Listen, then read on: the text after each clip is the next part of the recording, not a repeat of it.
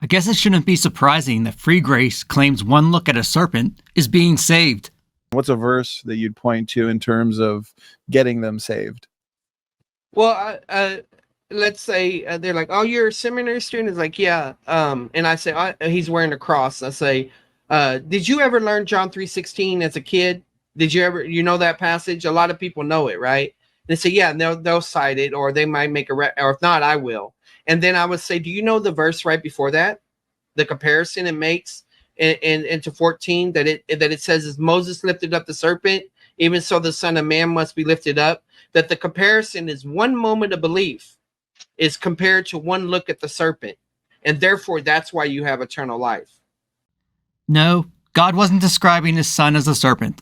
The tribes were being bit by snakes. The bites were representing sin.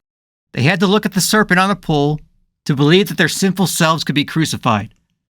Christ gave us the way to be crucified. Free grace wants nothing to do with repenting of our Roman 6 old man to be saved. And then I would tie in with the death thing that I mentioned before. He died in your place. That's why you died. That's why you will live with him.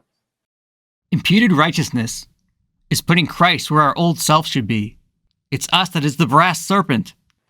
Okay, so you would put John 3:16, John 3:15, you'd put those passages in the positional category. Yes. No doubt positional. Yes, because the as is making a comparison of 14. That's a textual indicator to let me know that's positional. Because even though in the Old Testament that passage is experiential, it's making a comparison. It's making an analogy there.